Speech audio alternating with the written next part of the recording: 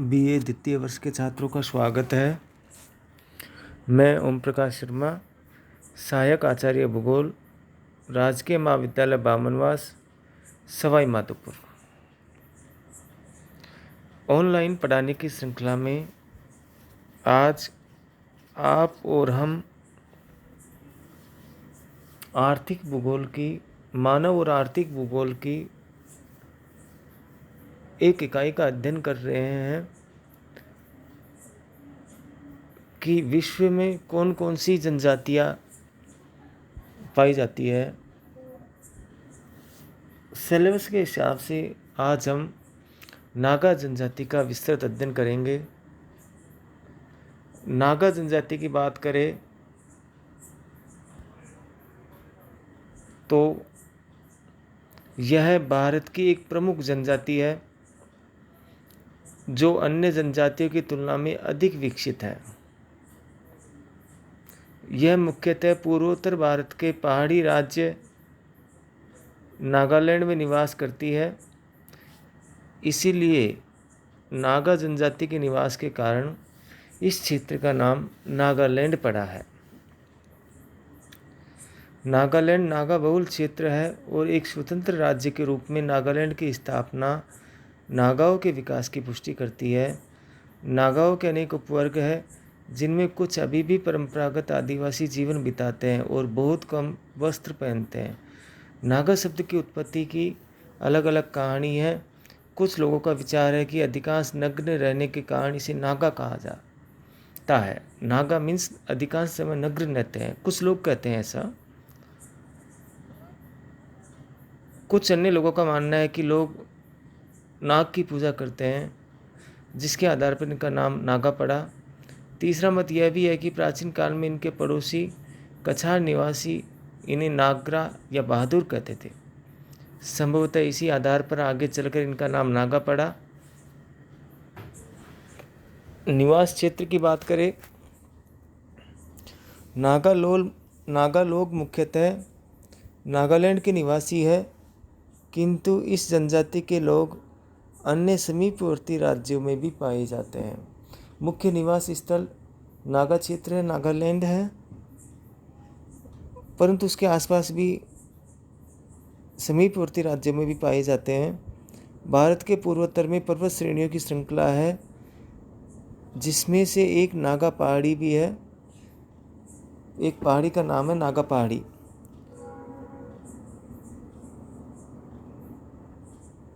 असम राज्य के पूर्व में स्थित नागालैंड का अधिकांश भाग नागा पहाड़ियों से आवृत है। इसके अतिरिक्त मणिपुर, मिजोरम, असम और अरुणाचल प्रदेश के पहाड़ी और पठारी भागों में भी नागाओं के कुछ वर्ग निवास करते हैं। भौगोलिक दृष्टिकोण से नागाओं का निवास क्षेत्र नागालैंड एक विषम पर्वतीय क्षेत्र है, जिसकी औसत ऊंचाई लगभग 2000 मीटर है।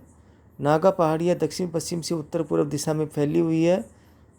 इसकी दिशा है नागा पहाड़ियों की, जिनका ढाल पश्चिम की ओर है।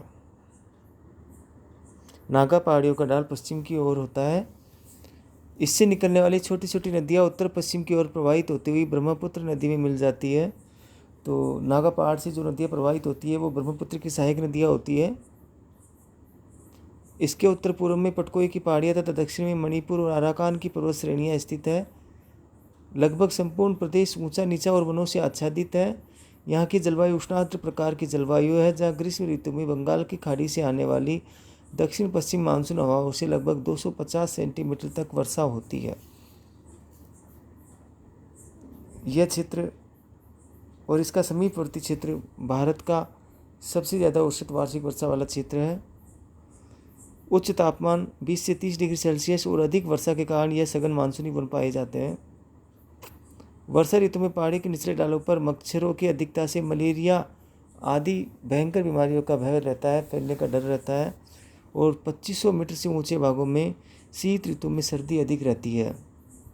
संभवतः इसी कारण से अधिकांश नागा बस्तियाँ 1500 मीटर से 2500 मीटर तक की ऊंचाई तक पाई जाती है। इससे ज़्यादा ऊंचाई पर सर्दी अधिक होती है। नागा जनजाति का निवास क्षेत्र मानचित्र में दिखाया गया है।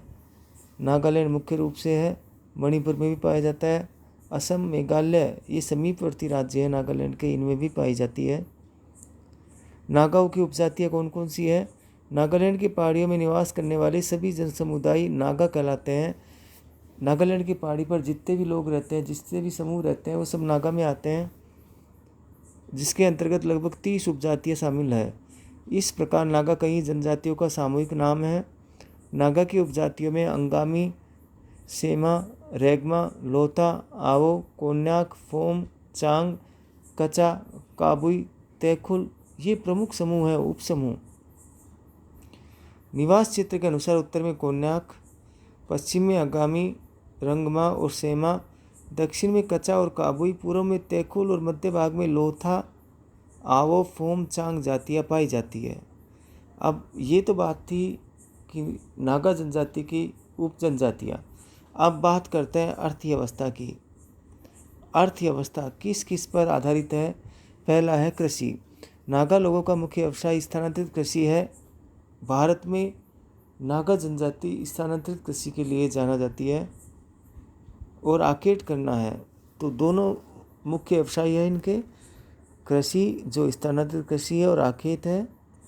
नागाओं के खेती करने का ढंग अलग है। ये लोग संभवतः 2 प्रकार की खेती करते हैं।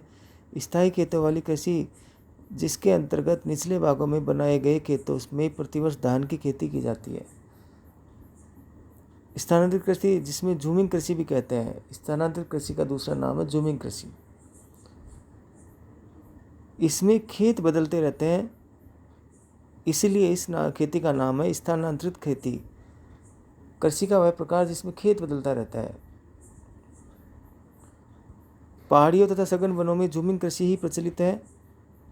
इसके लिए वन के किसी भाग में सूखे मौसम में वृक्षों और झाड़ियों को काट दिया जाता है और वो काटने से जो वृक्ष जो वहाँ का क्षेत्र है और जब वो सूख जाता है उस पर जला दिया जाता है। इससे प्राप्त राख उर्वरक का काम करती है, वो क्षेत्र उपजाऊ हो जाता है। वर्षा होने पर खेत को लकड़ी के हल से चीरकर उसमें धान, गेहूँ, मंडुआ आदि मोटे अनाज बो दिए जाते हैं। 1-2 वर्ष इस खेत पर उत्पादन लेने के बाद इसमें कुछ वर्षों के लिए परती छोड़ दिया जाता है, जिस पर पुनः जंगल उगाते हैं। अगले वर्ष पुनः नए स्थान पर जंगल को साफ करके खेत बना दिए जाते हैं। इस विधि से उत्पादन बहुत कम मिल पाता है, क्योंकि यह कृषि पद्धति अत्यंत प्राचीन और पिछड़ी हुई है। जो स्थानांतरित कृषि है, इसमें खेती करते हैं और कुछ समय के लिए उसको परती छोड़ दिया जाता है और फिर वापस आकर के साफ सफाई करके खेती करते हैं। इसलिए इसका नाम है स्थानांतरित कृषि है, जिसमें खेतों का स्थानांतरण होता है, खेत बदलते हैं। नागाओं के कुछ वर्ग विशेष रूप से अंगामी नागा सीढ़ीदार खेत बनाकर पहाड़ी डालों पर खेती करने में कुशल होता है।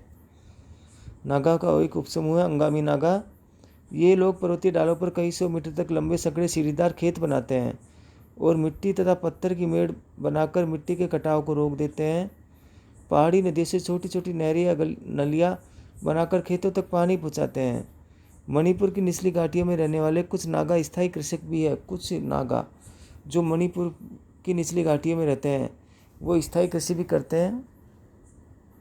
इस प्रकार नागा लोगों की अर्थव्यवस्था मुख्यतः कृषि पर आधारित है, किंतु कृषि उत्पादन जीवन यापन के लिए अपर्याप्त है, उससे काम नहीं चलता।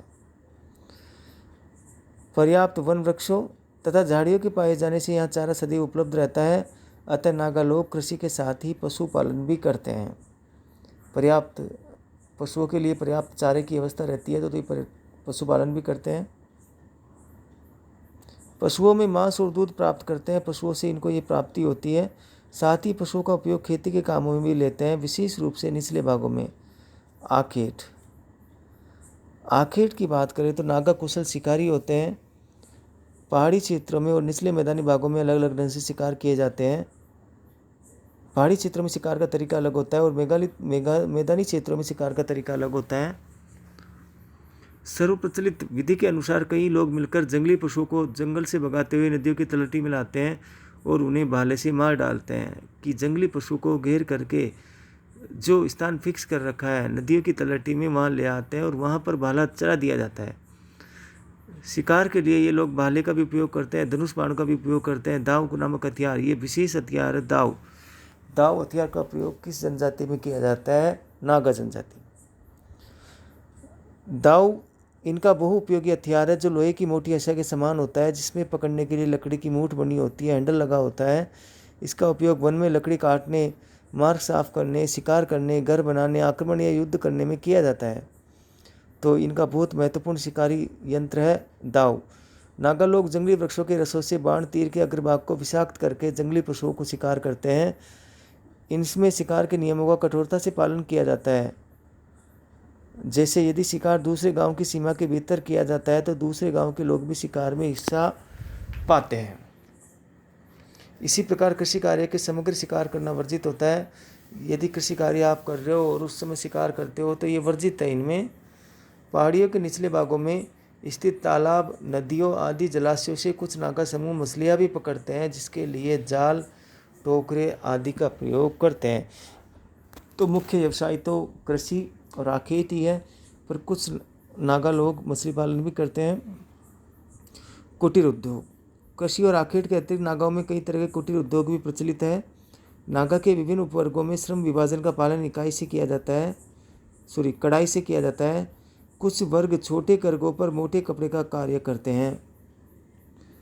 कपास उगाने, सूत काटने और कपड़ा बुनने का कार्य अलग अलग उपजाति के लोग करते हैं। कपास उगाने का काम अलग प्रजाति का है, उपजाति का है, और सूत काटने का काम अलग उपजाति का है, और कपड़ा बुनने का काम अलग उपजाति का है। मिट्टी के बर्तन अलग वर्ग के लोग बनाते हैं। इनमें लोहार का स्थान विशेष महत्वपूर्ण माना जाता है, जो प्राय सभी गांवों में पाया जाता है। कृषि, आखेट और युद्ध के लिए विभिन्न प्रकार के औजार लोहार ही बनाता है। ये लोग लोहा पड़ोसी नगरों से खरीद कर लाते हैं और उसे गलाने के लिए लकड़ी के कोयले का उपयोग करते हैं, लोहे को पिघलाने के लिए, क्योंकि लोहे के विभिन्न प्रकार के इंस्ट्रूमेंट होते हैं, वो लोहे को पिघलाकर ही बनाए जाते हैं। भोजन। नागा लोगों का सर्वप्रमुख भोज्य पदार्थ चावल है। चावल का उपयोग करते हैं, ये मुख्य भोज्य पदार्थ है। इसके साथ ही ये लोग दाल, मांस, मछली, कंदमूल, फल, साग सब्जी भी खाते हैं। मांस भी इनका प्रिय भोजन है। चावल और मांस, जिसे ये लोग जंगली जानवरों का शिकार करके प्राप्त करते हैं। ये लोग सुअर, मुर्गी, भेड़, बकरी, सांप, मेंढक आदि के मांस को खाते हैं, मतलब इनका मांस भी खाते हैं।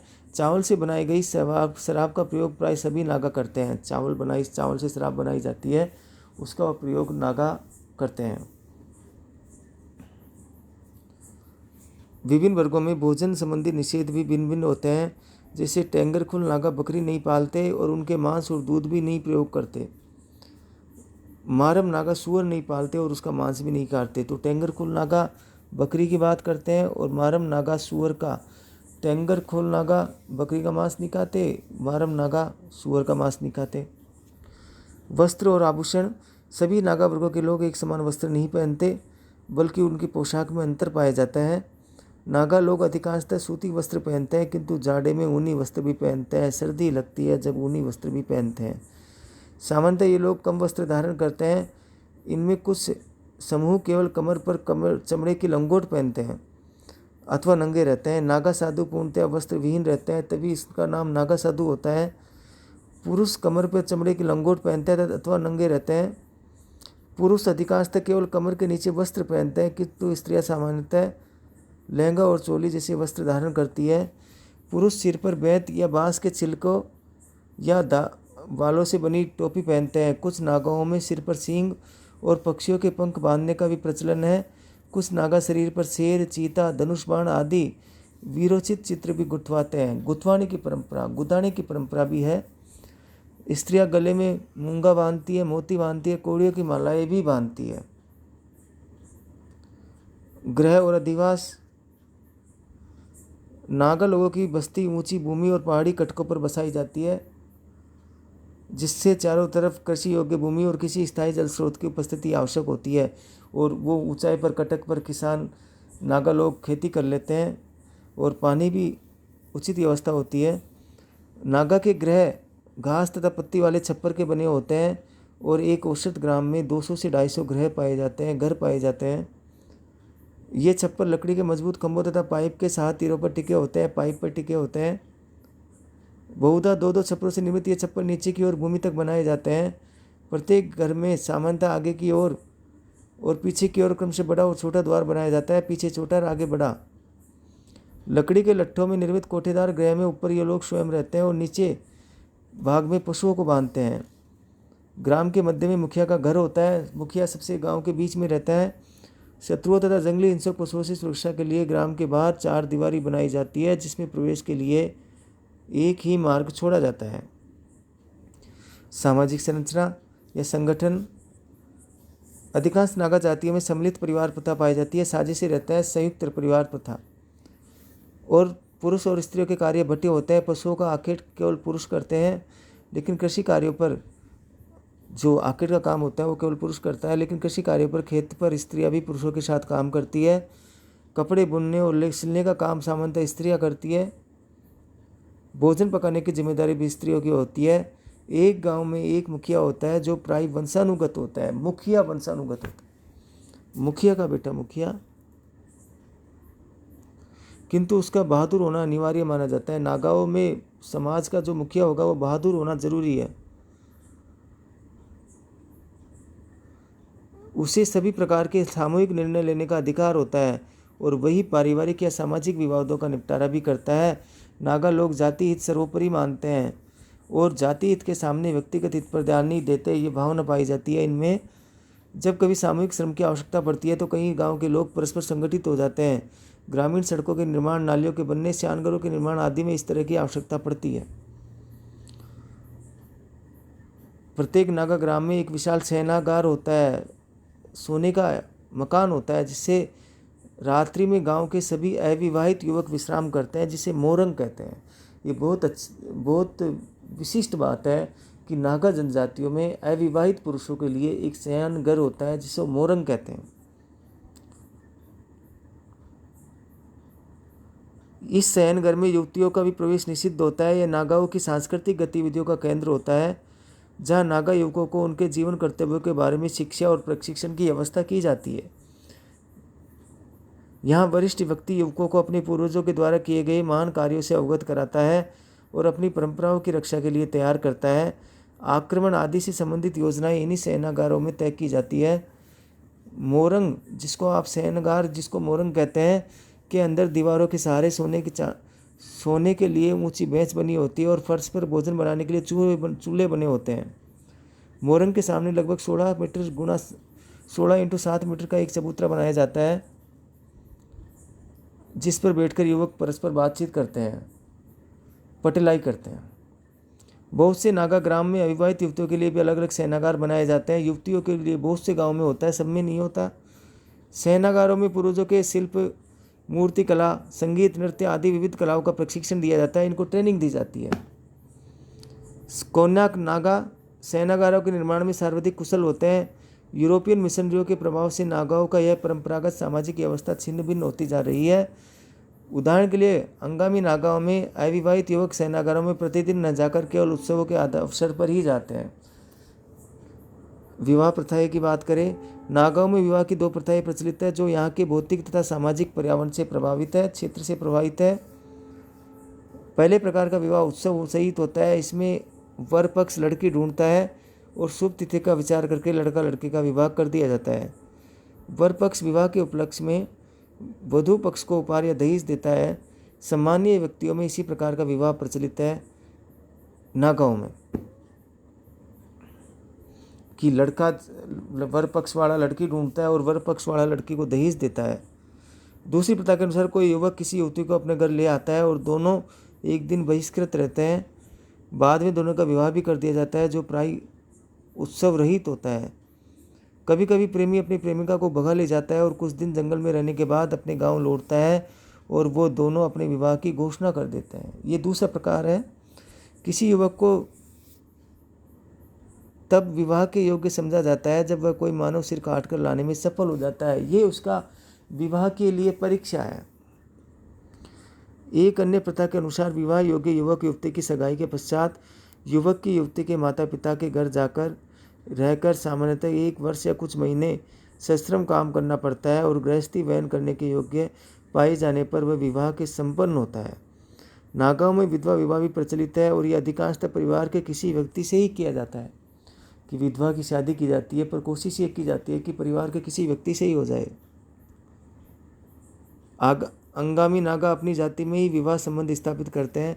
मनोरंजन, उत्सुक जीवन व्यतीत करने के कारण नागा संगीत और नृत्य पे प्रेमी होते हैं। उन्मुक्त जीवन, ये लोक नृत्य और लोकगीत से मनोरंजन करते हैं। ये लकड़ी के बने सरल वाद्य यंत्रों जैसे ढोल आदि का प्रयोग करते हैं। नागा लोग कई प्रकार के खेल भी खेलते हैं। ये लोग घर के अंदर खेली जाने वाली तिरहुचु नामक खेल कहते हैं। तिरहुचु एक खेल का नाम है जो नागा जनजाति के लोगों द्वारा खेला जाता है। घर के बाहर कुछ चिरोचित और स्वास्थ्यवर्धक खेल भी खेले जाते हैं। वीरोचित, नागाओं का स्वभाव, नागा एक युद्ध प्रिय जाति है और नागाओं का संपूर्ण जीवन युद्ध में होता है।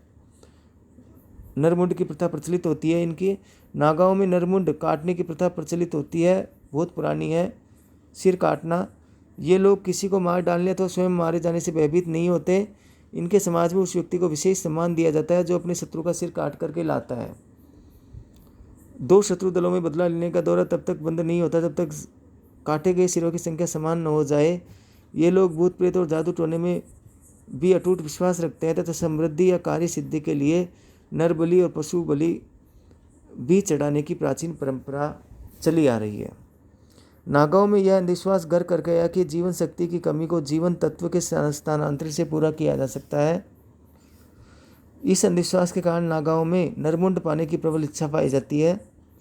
ये विश्वास करते हैं कि मारे गए व्यक्ति की आत्मा को तभी शांति मिलती है जब शत्रु पक्ष के किसी मनुष्य का सिर काट लिया जाए। इस प्रकार इनमें बदला लेने की भावना या क्रिया पीढ़ी दर पीढ़ी चलती रहती है। अलग नागालैंड राज्य बन जाने के बाद से नागाओं में जागृति आई है। यूरोपियन मिशनरियों के प्रभाव तथा शिक्षा में विस्तार आदि से अंधविश्वास कम होने लगा है और अब नागा असम में नहीं रहे। ये लोग अब देश की मुख्य धारा के अंग बनते जा रहे हैं और अपनी पुरानी जनजातीय प्रयासों और परंपराओं में भी बदलाव ला रहे हैं। बहुत बहुत धन्यवाद।